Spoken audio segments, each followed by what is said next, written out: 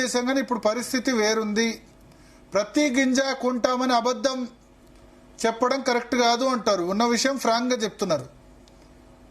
Sir ఉన్న విషయం ఇప్పుడు చెప్పడమే సార్. ఉన్న విషయం ఇప్పుడు చెప్పడమేంది? ఆనాడు ఏమన్నాడు రేవంత్ రెడ్డి?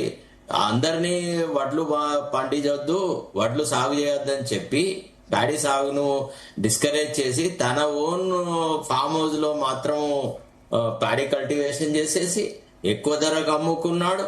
ఈ రకంగా దుర్మార్గం చేసినాడు, అన్ని అబద్ధాలు ఆడినాడు అని మాట్లాడినాడు కదా.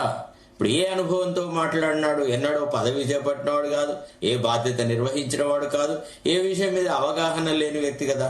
అట్లా మాట్లాడడం ఎందుకు? ఇవాళ నాకు మీరు అందరు సహకరించండి, నాకు మీరు అందరు సహకరించండి అంటే నువ్వు ఆనాడు అభూత కల్పనలు అభాండాలు ఎందుకు వేసినావు? అక్కర్రాని మాటలు ఎందుకు ఇప్పుడు పబ్లిక్లీ అపాలజీ చెప్పు. ఏమని గతంలో నేను మాట్లాడిన మాట తప్పు, అట్లా మాట్లాడాల్సింది కాదు. ఏ ప్రభుత్వం అధికారంలో ఉన్నా వాతావరణ పరిస్థితులను బట్టి, సమయాన్ని బట్టి, ఆర్థిక పరిస్థితులను బట్టి కొన్ని విధాన నిర్ణయాల్లో ఒక్కొక్కసారి మేము చెప్పినట్టుగా చెయ్యలేము. ఇది అప్పటి పరిస్థితులను బట్టి విజ్ఞతతో తీసుకోవాల్సిన నిర్ణయం. ఆనాడు కేసీఆర్ చెప్పిన అదే ఆలోచన చేసినాడు, ఇవాళ మేం చెప్పినా అదే ఆలోచనతో చేస్తున్నాం. మేం చేసిన దానికి సారీ, మీరు ఇప్పుడున్న పరిస్థితులలో మమ్మల్ని అర్థం చేసుకోండి అని మాట్లాడమను. తప్పకుండా రైతులందరూ అర్థం చేసుకుంటారు.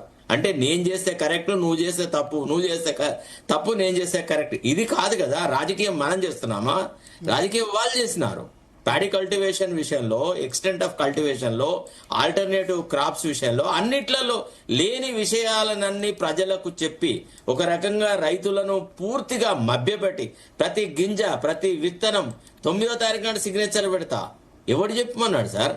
కొన్ని అధికారంలోకి వచ్చినాక అన్ని వైట్ పేపర్లు అది ఇది ఇచ్చినాం కదా, మరి అప్పుడు చెప్పొచ్చు కదా, బాబు మేము 15,000 రైతు బంధు ఇయ్యలేము, ఇప్పుడున్న ఆర్థిక పరిస్థితిలో మాకు ఈ కష్టాలై మేము ఒక 6 నెలల తర్వాత అమలు చేస్తాం, లేదా 7 ఏడాది తర్వాత అమలు చేస్తాం చెప్పనుంటివి నువ్వు. You should have announced your schedule. నువ్వు ఇప్పటికీ రైతు భరోసా అనే లేదు కదా, ఆ రైతు బంధు కూడా తక్కిచ్చి ఏడ్చుకుంటూ ఇస్తున్నావు కదా. అదెందుకు మాట్లాడరు? మేం చేసిన తప్పు ఇది కాదు. ఇట్లా ప్రజా జీవితం లోపల ఇట్లా పచ్చి అబద్ధాలు మాట్లాడి ప్రజలను మభ్యపెట్టి ఓట్లు సాధించడం ప్రజా జీవితం అనదు అని ఒప్పుకో. విజ్ఞుడు, సీనియరు, తెలివి, నువ్వు ఎంత ఏదేమన్నా ఇప్పుడు రేవంత్ రెడ్డిని, కేసీఆర్ ని ఒక పక్క నిలబడితే రేవంత్ రెడ్డి ఎక్కడ కనబడతాడు? తప్పు కదా. నీవు అట్లా చేయడం ఎందుకు? నువ్వు ఇవాళ నువ్వు ప్రతిపక్షాల సహకారం కోరుతున్నావు కదా. ఆనాడు నువ్వు ప్రతిపక్షంలో నువ్వేం చేసినావు? సహకరించినావా? ప్రజలను తప్పుతో పట్టించలేదా?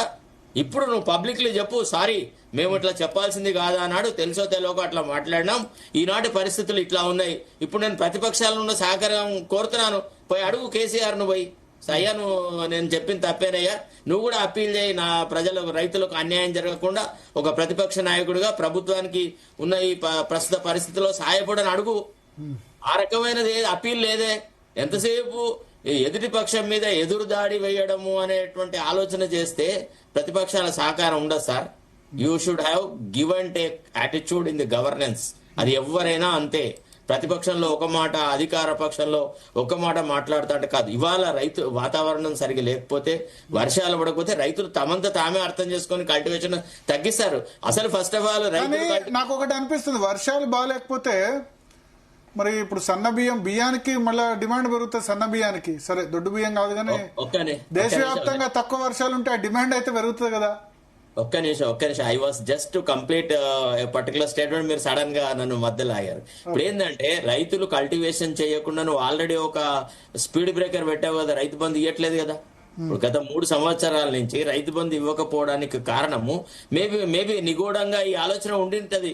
ఏమని రైతులు ఎక్కువగా విరివిగా అట్లనే కల్టివేట్ చేస్తే ఇదంతా మనం కొనలేము, తొందరగా బద్నాం అవుతాం కాబట్టే రైతు బంధు ఇవ్వకపోవడం అనేది ఒక ఆలోచితంగానే ఒక క్రిమినల్ కాన్స్పిరసీగానే ఇవ్వలేదేమో నాకు ఒక అభిప్రాయం వస్తుంది. ఇప్పుడు ప్రభుత్వం తీసుకున్న ఈ స్టాండ్ ని బట్టి అన్నాడు చెప్పనుంటే కదా. నేను ఏమంటే నీవు ఒక ఎన్నికల ప్రణాళికను ప్రకటించేటప్పుడు ఇప్పుడు ఆయన అడగాలి కదా, దుద్దుల శ్రీపాద తను శ్రీధర్ బాబుని ఎన్నికల ప్రణాళిక రాసినాడు కదా. మరి ఎవరిని ఆలోచించినాడు? అంతమందితో రోజు చర్చలు పెట్టినారు కదా గాంధీ భవన్ లో. ఫుల్ ఈ జనాలు, ఆ జనాలు, కార్మికులు, కర్షకులు అందరితో చర్చలు పెట్టారు కదా. దాన్ని అమలు పరచడానికా లేకపోతే మభ్య పెట్టడానికా? నేను అనేది ఏంటంటే ఇప్పుడన్నా చిత్తశుద్ధితో ఒక విషయం చెప్పండి రైతులకు, బాబు పరిస్థితి ఈ రకంగా ఉంది, అప్పీల్ చేసుకో. You give wide publicity. And first of all agriculture minister is totally dissatisfied అని పేపర్లలో వస్తుంది.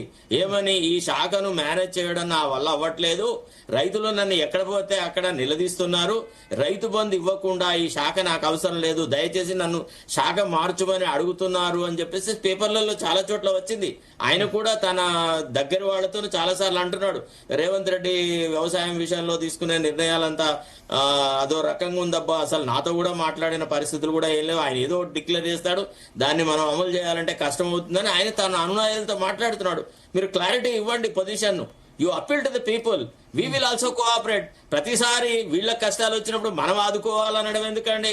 ఏమన్నంటే పత్రికల మీద మీరు చర్చ ఎందుకు పెట్టారా అందుకు పెట్టారా అంటే, నువ్వు ఏం మాట్లాడావు ఏం చేస్తున్నావు అనే దాన్ని కూడా విమర్శ చేయడము, దాన్ని ప్రజలకు తెలియజెప్పడము. ఎవరైనా పరిస్థితులకు అనుకూలంగానే ప్రవర్తిస్తారు. ఏ ముఖ్యమంత్రి అయినా ఈ రకమైన పరిస్థితుల్లో ఇట్లాంటి నిర్ణయాలే తీసుకుంటారు. ఈసారి వర్షం పడకపోతే కాళేశ్వరం విలువ తెలుస్తుందా? డెఫినెట్లీ తెలుస్తుంది. దాని ప్రభావం కూడా కొంత ఉంటది. డెఫినెట్ గా వాళ్ళలో రియలైజేషన్ వస్తుంది, వాళ్ళు ఆలోచనలు చేస్తారు. ఈ విషయం ఆలోచించి డ్యామ్ సేఫ్టీ అథారిటీ వాళ్ళు ఇచ్చిన దాని ప్రకారంగా కాళేశ్వరం ప్రాజెక్టు పునరుద్ధరణ అనివార్యమని తెలుసుకొని వాళ్ళు మొదలెట్టారు కొంత కార్యక్రమం. సరే, కొంత పంతానికి పోయినాడు, కచ్చికి పోయినాడు, ఏది ఏమైనా అధికారమే పరమావధిగా పచ్చి అబద్ధాలు మాట్లాడినారు అనే విషయం ఇవాళ తేటతెల్లం అవుతుంది సార్ వీళ్ళ ప్రవర్తన ద్వారా. ఓకే, ఎస్ వి ప్రకాష్ గారు.